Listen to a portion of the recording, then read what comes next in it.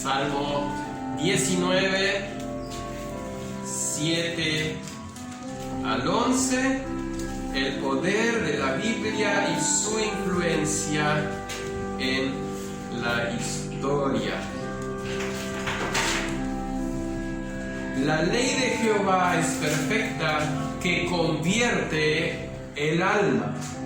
El testimonio de Jehová es fiel, que hace sabio al sencillo. Los mandamientos de Jehová son rectos, que alegran el corazón. El precepto de Jehová es puro, que alumbra los ojos. El temor de Jehová es limpio, que permanece para siempre. Los juicios de Jehová son verdad, todos justos. Deseables son más que el oro y más que mucho oro afinado, y dulces más que miel y que la que destila el panal. Tu siervo es además amonestado con ellos, en guardarlos hay grande galardón. Gracias, Señor nuestro Dios, por el privilegio de esta mañana, por abrir esta palabra tan fielmente descrita en este pasaje que hemos leído. Te alabamos y queremos que tú también abras nuestros corazones para que ella tenga lugar donde obrar. Y que mis labios, en humildad te lo pido esta mañana. San Agustín dijo: la verdad es como un león. No necesitas defenderla. Suéltala, se defenderá sola. Unos teólogos, haciendo base sobre esta frase, cambiaron la verdad por la Biblia, que es lo mismo porque la verdad es Jesús, yo soy la verdad. Y él dijo también que, en San Juan dice que el Verbo habitó entre nosotros, él también es la palabra. Entonces la Biblia es como un león que no necesita defenderla. Suéltala, ella se defenderá sola. Isaías 55, el 10 en adelante ya voy a leer. Porque como desciende de los cielos la lluvia y la nieve y no vuelve allá, sino que riega la tierra y la hace germinar y producir y da semilla al que siembra y pan al que come, así será mi palabra que sale de mi boca. No volverá a mí vacía, sino que hará lo que yo quiero y será prosperada para todo aquello que la envié. Eso dice Dios de su palabra. Y una historia verídica que les quiero compartir esta mañana, tal vez algunos ya la han oído, que sucedió en el siglo XIX entre Italia y Suiza.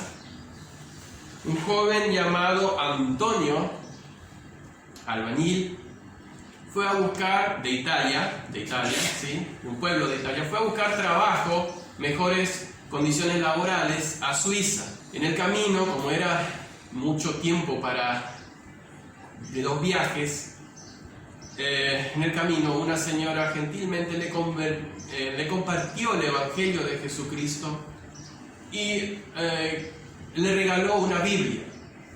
Él la puso en su mochila en el fondo y se olvidó de esa Biblia.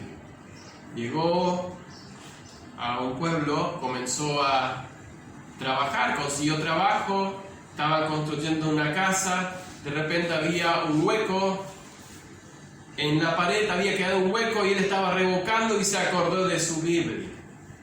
Mejor lugar no encontré para poner esta Biblia que me regalaron, y la metió adentro del agujero y tapó con cemento y se burló con sus compañeros. Unos años más tarde, el 10 de mayo de 1861, hubo un gran incendio en esa ciudad y muchas casas fueron muy dañadas. Llamaron a un aparejador, sería el director de obra, ahí está, acá lo llamamos el director de obra. Alguien que tenga experiencia en construcciones. Se llamaba Juan Bellini. Juan Bellini tenía mucha experiencia también de Italia, fue a ese pueblo y empezó a revisar las casas a ver cuáles se podían reconstruir, qué todavía servía. Entonces, como son los que saben, empezó a golpear las paredes de las casas para ver cuán firme todavía estaba. De repente sintió algo hueco y ya cayó un pedazo de cemento.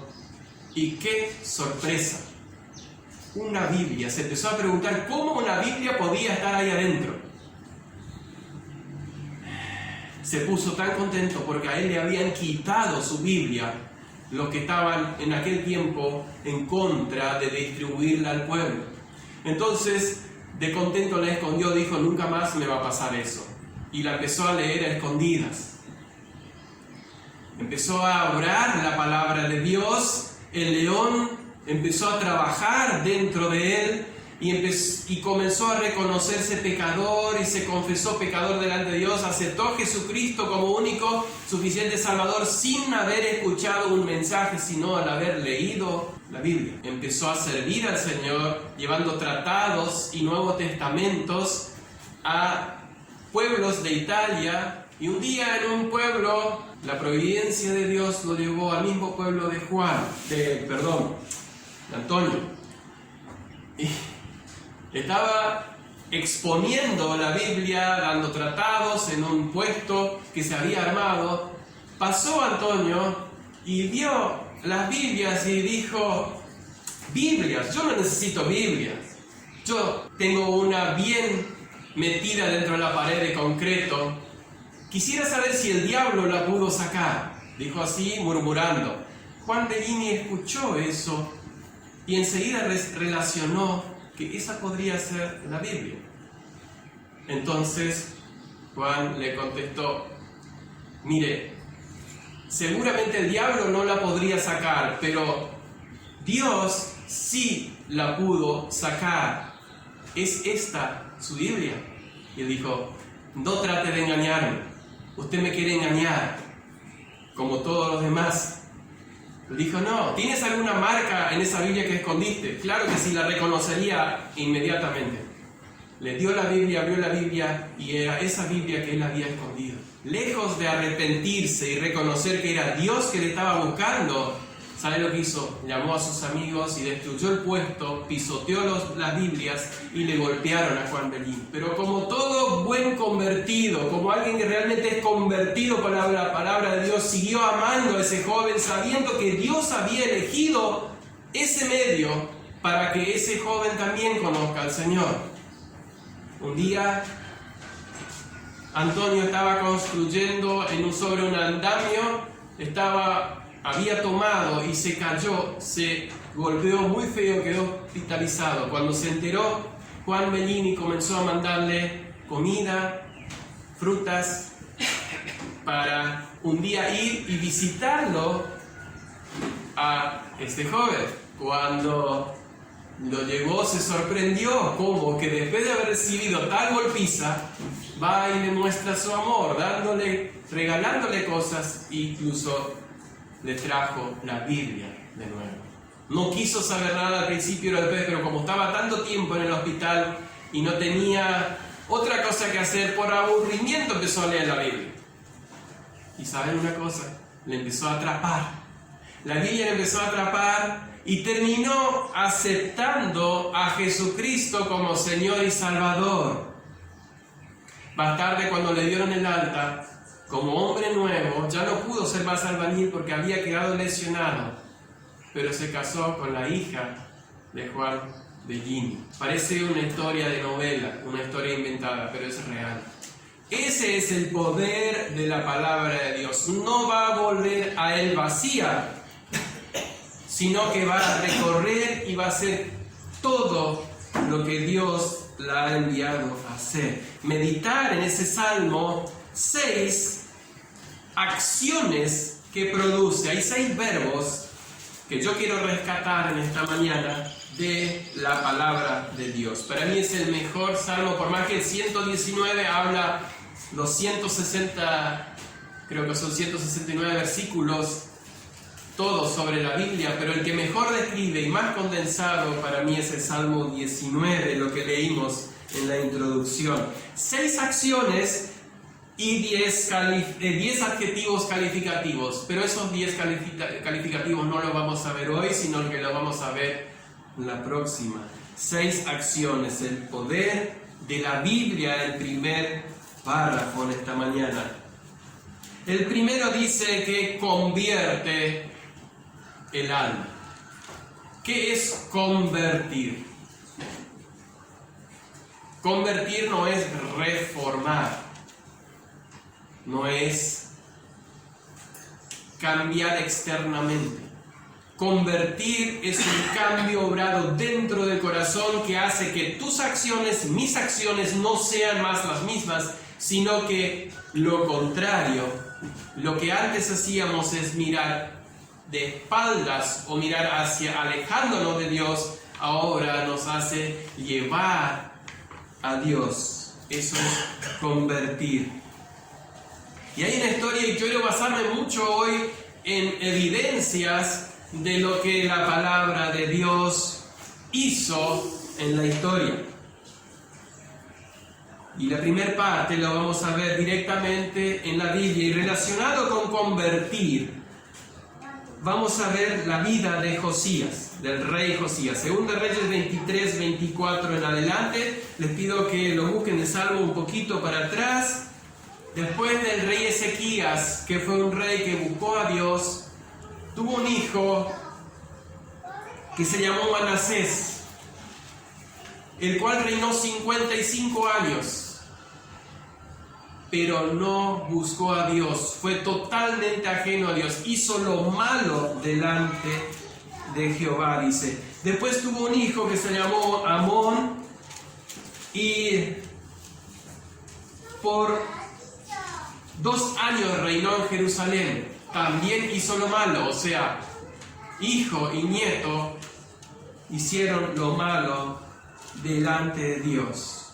Un bisnieto que comienza a reinar después de una revuelta porque le matan a Amón, sus propios siervos matan a Amón, el rey, y ponen a Josías de 8 años a reinar como rey de Israel. Y dice 23 y 24, asimismo barrió Josías a los encantadores y terafines y todas las abominaciones que se veían en la tierra de Judá y de Jerusalén para cumplir las palabras de la ley que estaban escritas en el libro que el sacerdote Hilcías había hallado en la casa de Jehová. Hago un paréntesis, tenía 16 años cuando él comenzó a buscar a Jehová, dice, y a los 24 años encontraron este libro. No hubo otro rey, pero lo que a mí me encanta es esto. Fíjense lo que dice el versículo 25. No hubo otro rey antes de él que se convirtiese a Jehová de todo su corazón, de toda su alma y de todas sus fuerzas, conforme a toda la ley de Moisés, ni después de él nació otro igual. No sabemos cuándo se escribió, aparentemente fue Esdras que lo compiló, pero el que escribe este texto dice que después de Josías no hubo otro igual que se convirtiese a Jehová así de todo corazón, buscando la ley de Jehová, queriendo agradar a Dios. En la persona en la cual se deja influenciar por la palabra de Dios, se ven los cambios. Si no hay cambios, porque la palabra de Dios no ha sido dejada obrar.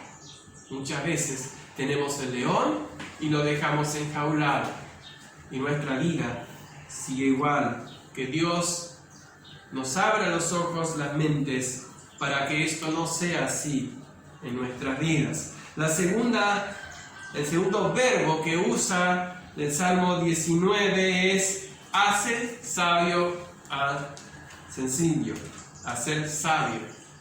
No necesitamos dar muchos ejemplos ni lo que significa esto, pero quiero leer de Hechos 4:13, estando Pedro y Juan delante de los escribas, doctos en la ley, los que tenían todo el conocimiento, los ingenieros, los apologistas de la época y todos aquellos que eran los teólogos, todo lo que tenían la sabiduría, estaban ahí sentados escuchándolos.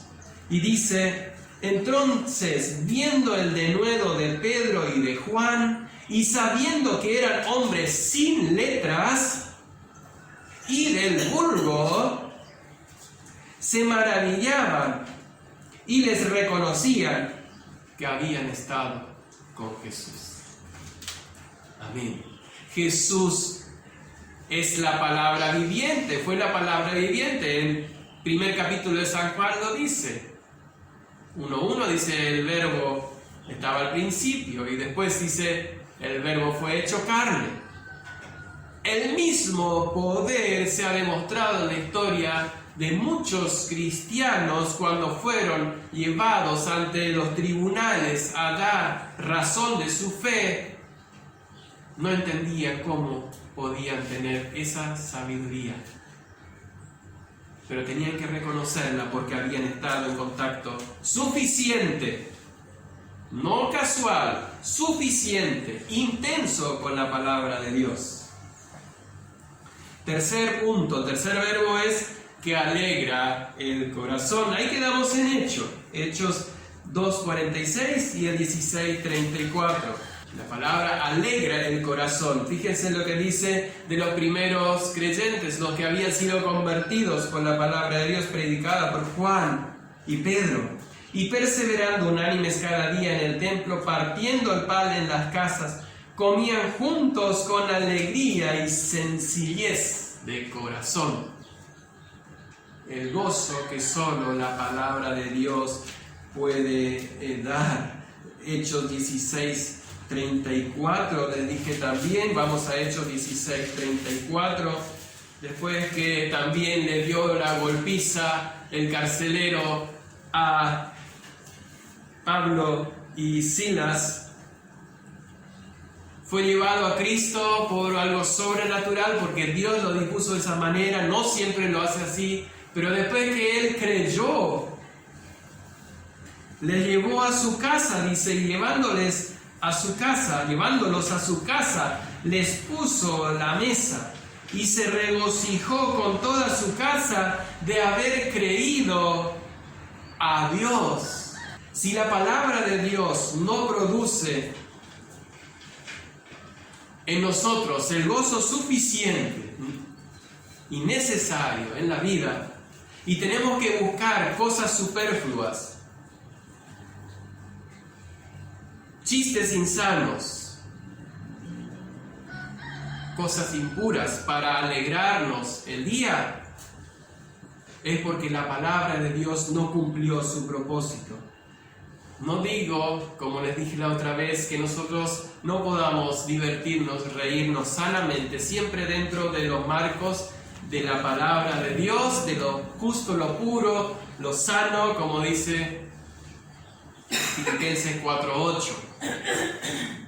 Pero si necesitamos lo otro para poder ser felices y alegres, estamos mal. La cuarta acción, lo que vimos en este Salmo 19, es que alumbra los ojos. Hechos 19:18, seguimos en Hechos, ahí nomás 2 capítulos adelante. 17 también les voy a leer, lo leemos todos. Y esto fue notorio a todos los que habitaban en Éfeso, así judíos como griegos, y tuvieron temor todos ellos, y era magnificado el nombre del Señor Jesús. Y muchos de los que habían creído venían confesando y dando cuenta de sus hechos. Asimismo, muchos de los que habían practicado la magia trajeron los libros y los quemaron delante de todos, y hecho la cuenta de su precio, hallaron que era 50,000 piezas de plata. La palabra de Dios le alumbró los ojos y se dieron cuenta de sus actos y se deshicieron de todo lo que los ataba a esos actos pecaminosos y malvados e idólatras. La palabra de Dios alumbra los ojos, muestra con claridad la voluntad de Dios. Cuando la leemos con un corazón abierto y sincero, nos muestra lo que ya está comprobado, demostrado y registrado, dando entendimiento al pecador, así como lo hizo con Juan Bellini y con Alejandro. Y lo lleva delante de Dios. Y hace lo que solamente la Biblia puede hacer: cambiar el corazón del hombre. No porque la Biblia en sí tenga, o sea, el libro en sí, sino lo que contiene, la palabra de Dios es la que cambia al pecador. El quinto es que amonesta. La palabra de Dios amonesta, dice, es llamar la atención. Fíjense, y vamos ahora a Nehemías. Lo que sucede en esa ocasión son algunos versículos que queremos leer del capítulo 8. Nehemías 8:1 dice: se juntó todo el pueblo como un solo hombre en la plaza que está delante de la puerta de las aguas, y dijeron a Esdras, el escriba, que trajese el libro de la ley de Moisés, el cual Jehová había dado a Israel. Y el sacerdote Esdras trajo la ley delante de la congregación, y así de hombres como de mujeres y de todos los que podían entender, el primer día del mes séptimo. Y mediodía, en presencia de hombres y mujeres y de todos los que podían entender, y los oídos de todo el pueblo estaban atentos al libro de la ley. Versículo 9 dice: y Nehemías el gobernador y el sacerdote Esdras y los levitas, que hacían entender al pueblo, dijeron a todo el pueblo: día santo es a Jehová nuestro Dios, no os entristezcáis ni lloréis, porque todo el pueblo lloraba, oyendo la palabra de la ley. Lloraba porque habían sido amonestados, habían dado cuenta de su pecado. Y el capítulo 9, hicieron una pausa y dice que volvieron a juntarse porque tenían la necesidad de volver a escuchar. El 9:3 dice ahí: puestos de pie en su lugar, leyeron el libro de la ley de Jehová su Dios, y la cuarta parte del día leían la palabra de Dios, y la otra cuarta parte confesaron sus pecados y adoraron a Jehová su Dios. Dos detalles nomás que quiero resaltar. El primero era que mediodía leían la palabra de Dios, desde el alba hasta el mediodía. 6 horas. Ya hablamos sobre el tiempo la última vez.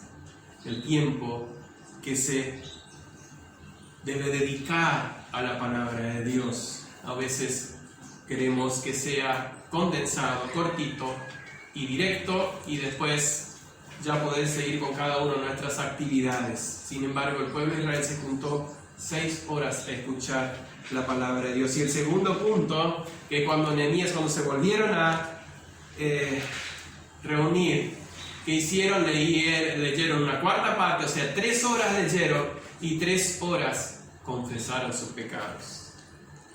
La lectura extensa, intensa, y con total apertura de corazón, amonesta a nuestras vidas y nos lleva a cambiar, a reconocer, a confesar nuestros pecados. La pregunta es: ¿cuándo fue la última vez que la Biblia produjo en mí, en cada uno de nosotros, el deseo o la necesidad de confesar algún pecado? Es necesario venir ante ella confiando, teniendo la seguridad que ella va a amonestar nuestras vidas. El sexto punto es: da recompensa. Dice: hay grande galardón. Segunda de Crónicas 31:20. Fíjense, yo les hablé hoy de Ezequías a propósito cuando le di la historia. Ezequías fue un rey que al principio hizo muy bien en buscar de todo corazón a Dios. Después Dios le avisa que le va a llevar, que ponga su casa en orden. Y él dice, bueno, llora y le pide a Dios que tenga misericordia. Dios le añade 15 años. Él siguió buscando a Dios, pero al final de su vida no fue totalmente de todo corazón. Crónicas 31, 20 es la primera parte de su vida. Dice, de esta manera hizo Ezequías en todo Judá y ejecutó lo bueno, lo recto, lo verdadero delante de su Dios. Y el 21 también, sí. En todo cuanto empleó en el servicio de la casa de Dios, de acuerdo con la ley y los mandamientos, buscó a su Dios y lo hizo de todo corazón. ¿Y qué? Y fue prosperado. Ahora, esta parte se puede o se suele malinterpretar. La palabra de Dios no prospera a la persona que la pega en el parabrisas, en la luneta del auto, el Salmo 91, por ejemplo. No protege de todo peligro al pegar un salmo o al recitar algo de memoria de la Biblia, sino que el hecho de poner en práctica la ley de Dios hace que nuestra vida sea prosperada, nuestra alma en primer lugar sea prosperada, para bien nuestro. Pero para que la obra de la Biblia sea perfecta y cabal, es necesario que ella sea para nosotros con esos 10 adjetivos que el salmista da a la palabra de Dios. Yo lo voy a mencionar simplemente en esta mañana.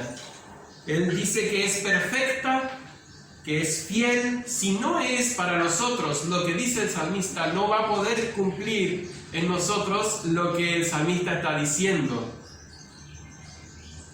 de que ella hace, el poder que tiene. Perfecta, fiel, recta, pura, limpia, eterna, que es verdad, es justa, deseable, dice, dulce. Si la Biblia no es para nosotros de esta manera, no tendrá el efecto al leerla lo que ella promete en hacer. Eso va a ser la próxima. Quiero comentarles, incluso en realidad voy a leerles como ejemplo, o como lo describen los historiadores, de la influencia de la Biblia en la historia. Hay un historiador del año 1640 hasta 1723 vivió, fue el consejero del rey Luis XV de Francia, si no me equivoco. Escribió Costumbres de los cristianos primitivos. Él dice: comenzaban pues a tener una vida nueva, totalmente interior y sobrenatural, en imágenes de aquello que no se debe hacer. No se debe gustar ni aun las imágenes de aquello que no se debe hacer. Ese era el principio de vida de los primeros cristianos. Dice, el teatro era una escuela de deshonestidad. No sé si hay algo parecido hoy, no sé si pueden compararlo con la tele. Y el anfiteatro de crueldad. Y se apartaban tanto los cristianos de estas cosas que ni aún querían ver las ejecuciones de justicia. Eso dice el abad Claudio Fleury. Tomé otro extracto porque esto es lo que sucedía o lo que sucedió después de lo que leemos en la Biblia. De un libro que se llama Cristianismo Evangélico a través de los siglos. Está muy bueno, léanlo. Si está en PDF lo pueden encontrar y si no se los paso. Está libre. Sola escritura en la Reforma, dice el subtítulo. Hoy podemos ver que son los países del norte de Europa y de América donde triunfó el movimiento religioso de la Reforma, aquellos en que los obreros disfrutan más alto nivel de vida, apenas diferente al de sus propios amos o jefes en la industria. Y ellos sin la necesidad de revoluciones violentas y sangrientas, como lo que pasó en Francia. En Francia la revolución fue muy sangrienta. Consiguieron los obreros lo que esperaban, lo que anhelaban, pero fue con mucha lucha, mucha sangre. En Inglaterra hubo también revolución, pero no hubo ni un poquito comparable la sangre que se derramó. ¿Por qué? Porque en Inglaterra la palabra de Dios preparó el terreno. Y eso lo dicen los historiadores, como han tenido lugar en otros países que no supieron ver la reforma, la voz de Dios llamando a la cristiandad a una reconsideración de los principios sociales y éticos predicados por Jesucristo, el cual dijo: todo lo que quisieres que los hombres hicieran con vosotros, así haced vosotros con ellos. Ese es el principio social, es una moral, una ley moral. Y como la gente, los reyes en ese tiempo no lo veían de esa manera, la iglesia incluso católica no lo veía de esa manera, se habían apartado totalmente, y lo que eran los trabajadores eran muy oprimidos bajo aquellos que tenían el mando. Jesús también dijo: ¿por qué me llamáis maestro y señor y no hacéis lo que yo digo? Pero no tenía efecto la palabra de él porque los corazones no se habían abierto. Otro texto que quiero compartirles, no es habitual que yo lo haga, pero para que sea bien claro y fácil de entender de lo que es historia. A mí me cuesta expresar por ahí los pensamientos en ese sentido, no soy historiador. Dice: la influencia de la Biblia en la historia, y eso está en la página de Sociedades Bíblicas Argentinas, es un extracto de ahí. Pero fíjese, presta atención lo que la Biblia hizo, cómo la Sociedad Bíblica Argentina lo describe en pocas palabras.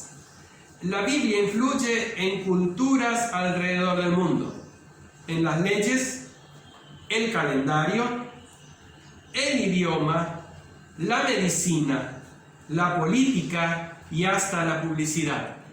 La Biblia dio forma a algunas lenguas mayoritarias como el inglés y alemán. Eso es importante también. La Biblia dio forma, unificó el idioma alemán. No me puse a investigar sobre el inglés, pero el alemán, por ejemplo, en la época de Lutero, antes de que él traduzca al alemán la Biblia, todos eran alemanes, pero cada uno tenía su propio dialecto y su propia escritura. No había una escritura unificada. Y al Martín Lutero traducir la Biblia al alemán, todos en el reino empezaron a leer y se unificó el idioma, o se influyó sobre el idioma. Dice también las Sociedades Bíblicas Argentinas: la Biblia forjó las democracias modernas y la división de poderes. Napoleón Bonaparte escribió: la Biblia no es un libro común y corriente, sino una criatura viviente que tiene poder y única, que conquista a todo el que se opone. Eso no lo van a mencionar los que hablan de Napoleón, ¿no? Eso solamente está escrito en algún lado y guardado para que nadie se entere. ¿Por qué? Porque ahí los opositores de Dios y de la Biblia no quieren que la gente se entere. Que la gente piense que Napoleón, bueno, fue un gran general y qué sé yo, un emperador, o lo que él hizo todo, pero no lo que él creía de la Biblia. Se habrá equivocado y mucho, pero él creía esto de la Biblia.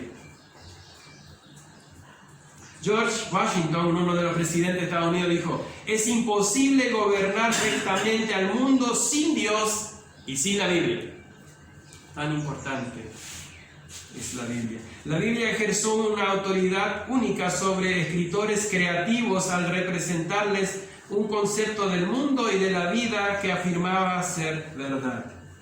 Fíjense lo que Miguel Cervantes, considerando la máxima figura de la literatura española, Miguel Cervantes, ¿saben quién fue? El que escribió El Quijote. ¿Sí? ¿Está bien? ¿Qué dijo él? Creía como verdadero todo lo que está en la Biblia. Gabriela Mistral, Premio Nobel de Literatura, dijo: la Biblia es para mí el libro. No veo cómo alguien puede vivir sin ella. ¿Nosotros podemos vivir sin la Biblia? ¿Qué nos pasaría si estaríamos un mes sin nuestra Biblia? ¿La sentiríamos? Y añade todavía por último, dice: ¿sabías que en los albores de nuestra patria, por la labor e influencia de Diego Thompson, los niños aprendían a leer y a escribir con textos de la Biblia?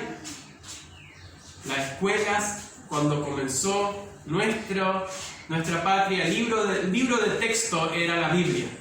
Sarmiento, ese nadie se le escapa. Hace 2 días se recordó su muerte y el Día del Maestro. ¿Qué dijo Sarmiento, el padre del aula? La lectura de la Biblia echó los cimientos de la educación popular que ha cambiado la faz de las naciones que la poseen. ¿Alguna vez leyeron ese en un libro de historia? No, pero Sarmiento lo dijo, porque él lo creía así. Como dije, eran hombres falibles, pero que realmente creían en algo infalible, la palabra de Dios. En la Biblia hemos aprendido el respeto por la vida, la condición humana, la equidad económica y racial de las personas. La Biblia ha tenido y sigue teniendo una influencia positiva en la cultura y la sociedad. Eso dice el texto de las sociedades bíblicas argentinas. ¿Hay alguna duda de que la Biblia tiene poder, según lo que vimos, lo que hizo en la historia? ¿Queremos confiar nosotros de que la Biblia puede hacer lo mismo en nuestras vidas? Tenemos que estar dispuestos a aceptarla tal cual se describe, como dulce, como justa, como perfecta. Y para concluir, para terminar, siempre la palabra de Dios hace una diferencia en los corazones y culturas donde es bien recibida. En Tesalónica, lo que leímos hoy al principio, ¿se acuerdan? Una multitud arrastró a los cristianos por las calles gritando: estos que trastornan al mundo entero han venido aquí también. Si algún vecino nuestro tendría que describir nuestra vida, ¿podría decir esto? ¿Que trastorna el mundo entero? Si la Biblia es leída y obedecida, tendrá una influencia en la vida de las personas y por lo tanto en la sociedad. Y esto se ha demostrado, como dije, en la historia, y más aún en el Antiguo Testamento, cuando un rey realmente buscaba a Dios y su palabra, su vida era una vida de bendición para el pueblo y la nación florecía. Entonces, si no la han leído completo todavía, yo les insto a que la lean y vayan por así históricamente, por ejemplo, entre Samuel, en los Reyes y Crónicas, esos 6 libros, ahí está la historia de Israel y van a ver cómo la diferencia, el que la obedeció, el que la amó, el que la buscó, con el que simplemente la rechazó, la dejó fuera y no permitió que en su corazón entre. Dice la Biblia en Hebreos 4:12 que la palabra de Dios es viva y eficaz, más cortante que una espada de doble filo. Esa es la Biblia. Esto significa que ella puede hacer por sí mismo el trabajo que nosotros no podremos hacer, ni en nosotros, ni en otras personas. Es tan aplicable todavía la Biblia para nosotros como cuando fue escrita por primera vez. Las preguntas que me quiero dejar esta mañana es: ¿creemos realmente que convierte, que hace sabio al sencillo, que alegra, alumbra los ojos, amonesta y da recompensas? Y la segunda es: deseamos, anhelamos que esto sea así, que Dios nos ayude, nos dé las fuerzas y que realmente consagremos nuestras vidas en buscarlo a Él a través de lo que Él nos dejó escrito en su palabra. Amén.